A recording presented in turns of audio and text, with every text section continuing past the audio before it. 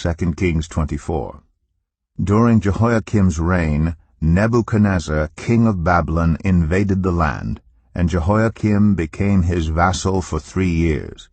But then he turned against Nebuchadnezzar and rebelled. The Lord sent Babylonian, Aramean, Moabite, and Ammonite raiders against him to destroy Judah, in accordance with the word of the Lord proclaimed by his servants the prophets. Surely these things happened to Judah according to the Lord's command, in order to remove them from his presence because of the sins of Manasseh and all he had done, including the shedding of innocent blood. For he had filled Jerusalem with innocent blood, and the Lord was not willing to forgive. As for the other events of Jehoiakim's reign and all he did, are they not written in the book of the annals of the kings of Judah? Jehoiakim rested with his ancestors, and Jehoiachin, his son, succeeded him as king.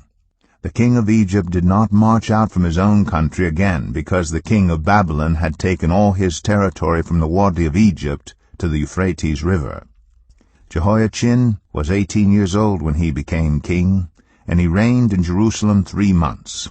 His mother's name was Nehushta, daughter of Elnathan. She was from Jerusalem. He did evil in the eyes of the Lord, just as his father had done. At that time the officers of Nebuchadnezzar, king of Babylon, advanced on Jerusalem and laid siege to it. And Nebuchadnezzar himself came up to the city while his officers were besieging it. Jehoiachin, king of Judah, his mother, his attendants, his nobles, and his officials all surrendered to him.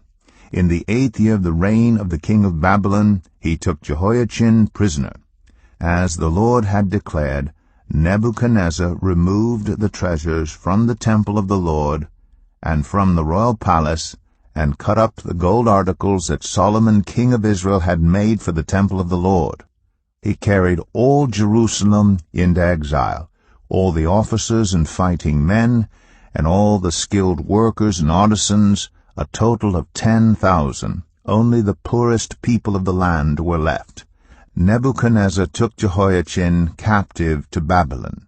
He also took from Jerusalem to Babylon the king's mother, his wives, his officials, and the prominent people of the land.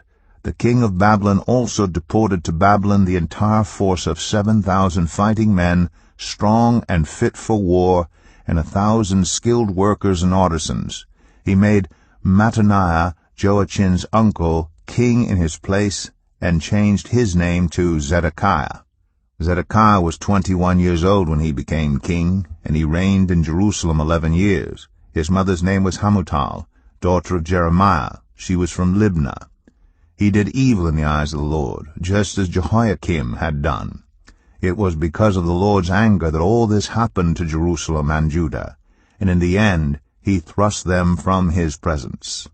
Now Zedekiah rebelled against the king of Babylon.